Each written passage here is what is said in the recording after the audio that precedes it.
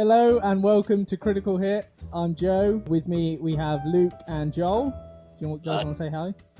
Hi. Hello. Yeah, they're fucking brilliant. You're like a choir of angels. So the deal is I've asked Joel and Luke to both watch a film, and that film is 50 Shades of Grey. So I've made some notes, but first of all, can one of you just run us through the rough plot of 50 Shades of Grey? So Luke, what happens in the first act? 50 Shades of Grey, loosely based on the novel by E.L. James, follows Anastasia Steele, who's an English grad student, if I can remember rightly. Yeah, English Lit. Yeah, English Lit, and she is tasked with interviewing the very mysterious young 27-year-old billionaire Christian Grey. They have an interview. Yeah. She asks Christian whether he's gay. They hit it off, and Act 1 races out of the court from there. And then he turns up at her work. And is all. That's right. He turns out, oh yes, that's right. Really creepy. And he's just super creepy and foreboding. Do you know who's the creepiest person in that scene though? The co-worker. Paul the co-worker. Yeah. He just, like, why is he grabbing her shoulders? Yeah, I feel like he wanted to just like rape her in the back or something. Cause she was groped an awful lot enough. Because there was also her friend, whose name I forget. Who tries it on with her outside of the bar. Jose. Yeah. Jose, that's his name, Jose. Okay, well, I feel like that's a good segue maybe into Act 2. Joel, do you want to tell us what happens in Act 2? Well, Act 2 is sort of like a deep inner conflict, I think, between Christian Grey's romantic side and his, desire for sort of fetish and things like that, S&M, that kind of stuff. He fucks her about in 3 different scenes, even though they wanted there to be more, apparently. And then at the end, he fucks her too hard, and she says, "No, fuck off." Yeah, she's all like, But yeah, so then, pretty much you kind of summed up what happens throughout the rest of the film. Is just he struggles with being romantic, even though he is incredibly good at it. And then every time she's like, "Hey, you're being romantic," he's just suddenly then like, "No." I mean, I got the impression actually that the filmmakers gave up on the film as well. I mean, did you see the dreadful the continuity errors in that film were staggering? Yeah, there was some really bad ones. Apparently, E.L. James and the director got into loads of different disputes and stuff. So I think he legitimately did give up on the film. Well, no, it wasn't he. It was just shunned. Yeah, it was a female director. Oh, sorry, yeah, Sam Taylor Johnson, wasn't it? Yeah. So the script writer, I can't remember her name, it was like Chrissy or something like that. Something okay. And she just got completely shat on. Like they just took her script and just rewrote the entire thing. So I think it basically was just kind of given up halfway through. But yeah, so there were some kind of interesting trivia bits. But apparently it took 9.5 weeks to film. That'll explain the continuity issue. Yeah, the one that really stood out for me, firstly, there was him. You know that first helicopter ride he does? Yeah. It has a magical helicopter where you climb in one suit and you climb out in a different suit. The best one for me, did you notice when he's driving his Audi R8 up the road, 1 minute it's black, and then it cuts again and it's silver? He's got a magic colour-changing car. Apparently, all of the actors learnt their lines. I think it was either in 5 days or 5 weeks. Yeah, no, it's 5 days. It's 5 days, wasn't it? Everybody learnt all of their lines. It was probably, the thing is though, it was probably written in 3 days, going by some of the stuff. This is my playroom. Oh, you mean like where you play your Xbox and stuff? I mean, it's hardly Shawshank Redemption, is it? I mean, there are some fantastic lines in this film. I've written one down here, and it's after the night out, after she's vomited and stuff, and she's biting her lip again in the morning, and he's like, "I would like to bite that lip." I think I like that too. I was just waiting for him to just go full on creepy and just be like, "I want to bite that lip," and just go yeah. Hannibal Lecter. Yeah, just no place.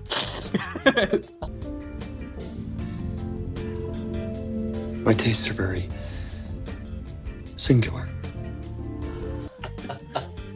I mean, I like the way she kind of walked about the place, and he kind of, you know, explained like they were in a sort of museum, you know, and she was going through the exhibits. This is my cane that I like to lash women with. Oh, these are the, you know, the ball gags I like to just, and you know, it's just a nice little guided tour. That part really did make me laugh, where she was going on about they were writing the contract there. And she's saying like, "Oh, vaginal fisting. Oh, no, none of that. Anal fisting." And then she asks, "What are butt plugs?" Yeah, it's in the name. Yeah. It does what it says on the tin. Yeah, and she should didn't know what submissive meant. Like, Don't floss your teeth with it. Let's put it that way. Who would you say is your favourite character in the film? And I know it's a tough one. Oh, Anastasia Steele's father. I thought that was a flawless performance. I mean, that really stayed with me long after the film. I thought he had such a presence in the film. See, I'm surprised you didn't go for a stepdad, because to me, he just stole the show. You're going to have to remind me. What did he do? He complained about gazpacho basically being salsa, and then that's it. Yeah, I know. That's a good. I'll tell you, yeah, that is a good. That's a contender. I quite like Taylor, the driver. Actually, he wasn't bad, because he just sort of came and did his job and went. He kept a stiff up. He must know about the weird sex shit. Oh yeah, I would have thought so. He's like asking him where he's with all that duct tape and leather. I really like the idea. I really like the idea that Taylor is secretly like in on it. Like there's actually like a one-way mirror, or like a two-way mirror, whatever it's called. Like, and he's just there, like in the playroom, just there, like, "You on?" Like, that's why when she's like, "Do you enjoy doing this to me?" In his head, he's like, "No, I don't," but Taylor fucking loves it. Yeah, he makes. Yeah. Yeah, he's actually really the boss of the company. I'm just the pretty boy guy. He's just been blackmailing Christian the whole time. Yeah.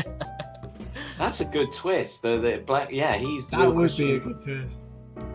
This is possibly the biggest question that the entire film raised. When she's in her apartment, you know, when she makes that sandwich and her flatmate is a bitch and steals it. Oh my god! Yeah, I know that. Right now, bear with me here. It's not got to do with the sandwich, but those of you with a keen eye would have noticed that right in front of her, in what many would consider a fruit bowl, are 2 green bell peppers and what look like 2 tomatoes and an avocado. So I've asked if it's an American thing, but who the fuck leaves vegetables just out on a counter in a bowl?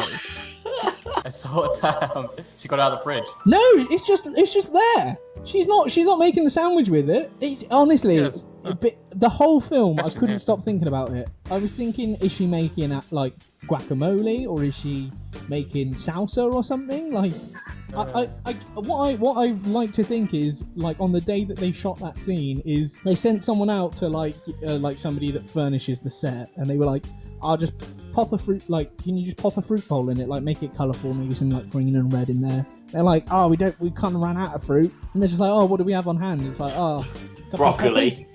Yeah. Yeah. Just a stem of broccoli. And they would have gone around justifying it to each other. Do people do that? Oh yeah. I'm pretty sure. Carrot. Of course they do. It's either like a cock up on the set dressers department, or E.L. James does that and just assumes that everybody does that. Yeah, that was her creative control. They wanted fruit, and she went, "No." Do you guys know Jamie Dornan is a proper prude? Prude? The guy who plays Christian Grey. Yeah. Really? Like, he had it in his contract that his penis couldn't be shown. Yeah, I saw that. But do you know what? And he had to wear like sheath protectors so that it was like would be made between the two of them. Like like a nude patch. Well, they had to digitally place the pubic hair on them, which is hilarious. No, really? God, imagine getting that job. I was looking at the IMDb page, and the plot keywords for this film are female nudity, female frontal nudity, pubic hair, spanking, and perversion. That guy probably insisted that they put pubic hair in. No, you've made me sit there and CGI it in. And you couldn't put it in the tags now. It's part of the contract.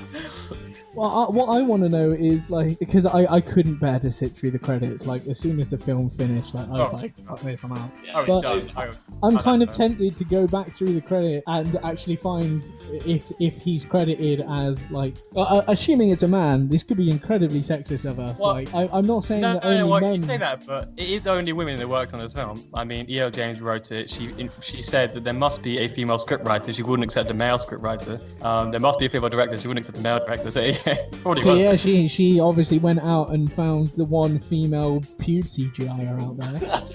Yeah, like, we need your skills. Yeah, I worked on 50 Shades. What'd you do? I put their pubes in. Yeah.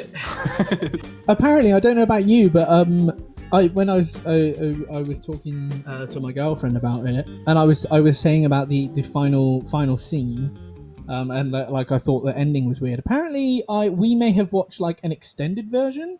Oh really? Why? When did it actually end then? Yeah. I don't know. Let me look it up here. Did it just in our one, it ended, or my one anyway, ended at the elevator. Apparently, there is an unrated version, and I think that's the one that me and Luke watched rather than you. How Joel. long was that then? That was 2 hours and 8 minutes. Oh yeah, that's it. I remember watching the countdown. All right, here we go. I'm going to read you out all the changes. Here it says there's a comprehensive list of extra things. At 43 minutes and 20 seconds, right, is that we get an extra... Anastasia's green socks are now blue. You're so close. So we get an extra shot of Anna's breast. Oh, wow. And I feel richer for that experience. I'm checking that out right now. And one extra hip motion from Christian. Okay. One extra hit. At 55 minutes and 10 seconds, while driving Anna home, Christian stops by a lake for a quick chat about his contract. I remember that bit. Yeah, I remember that bit. For some reason, there's like an ever so slightly change in their speech, or in his speech, but nobody's quite sure why. 5 minutes later, at the 1 hour mark, while he's reading his contract in voiceover, there's an extra shot of Anna drinking with her co-workers. Steady on. While he... Basically what I'm gathering from this is all the crap that they were told to take out because it probably upset the flow. They thought, well, we'll put that back in and tell people it's the extended cut. There's just like, it's just an extra couple of shots of sex. There's a shot where it explains after graduation that Christian drove her home. All life-changing stuff then. The biggest change is the ending, which so Joel, you don't know about this. Joel watched the regular one, so let me run you through the extra like 3 minutes of ending. Okay. So at the 2 hour mark is where your one basically finished, whereas ours carried on for another 3 minutes. And in that, so you know the scene in the elevator where he's like Anna, and she's like Christian, and then the door shut. Yeah, that's where it ended for me. Yeah. Right. So for me and Luke, unfortunately, we had to sit through what is basically 3 minutes of shots of them upset. Yeah. One of Christian Grey running in the rain. Yeah, and one of her crying into a pillow. Yeah. Cut with flashbacks from the movie. So literally, that's right. What? Just random shots of the movie, just like shit that we've only just finished watching. Yeah, like the bit in the plane, the ride in the plane journey. Oh yeah, sorry, there's one bit where he goes into what used to be her room and picks up a model plane, which is the plane that they flew in, and there's a note saying, a remember the reminder good of times. better times, or something like that. God.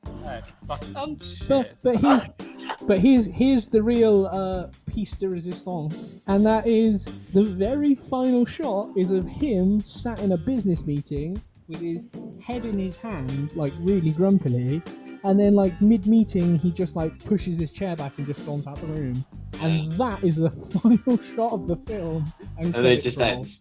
Oh, at least my ending was okay. Like, the ending is fine for me. It was shit. I For the didn't film, but it realise was that I whatever. was watching the extended version when I was watching it. So, because I'd heard that was the ending, that the ending was of her saying Christian, and then it ends, and so when she said that line, I was like, oh, okay, it's finished. Like cheesy, like what a weird line to end on. But then it carried on, and I was really like on edge, like, what?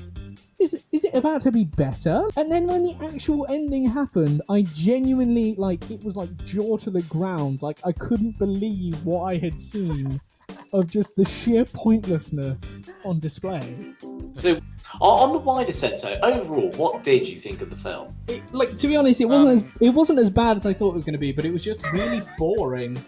Yes, this was my thing. I came to the conclusion that in a way it was a really masterfully done film, because they actually managed to make something that's quite hard to make boring, you know, kinky sex into something that was really, really, really dull. For me, the structure of the film was they meet, they hit it off in a bar, they kiss, and then there's this horrible bit where about an hour and a half of the film is just, have you signed the agreement yet? Have you signed the agreement yet? Have you signed the agreement yet? Have you signed the agreement yet? I've not signed the agreement. Oh, elevator shut, film ends. Final thoughts on the film in 5 words. Seamus McGarvey deserves an Oscar. That's the guy who did the pubic hair. Yeah, no, that is 5 words. That is brilliant. I'd say very boring, very forgettable, dumb. I would say drab. That's a good word. There you go. There's my 5 words. Trap. Doesn't deserve more than one. But yeah, so thank you everyone for watching. Enjoy your Valentine's Day. I hope you all get a big love heart cookie, and I hope I haven't forgotten and have gotten my girlfriend something. So hopefully we will have another episode if she hasn't killed me by then. And until then, it's goodbye from me. And Joel and Luke, do you want to say goodbye?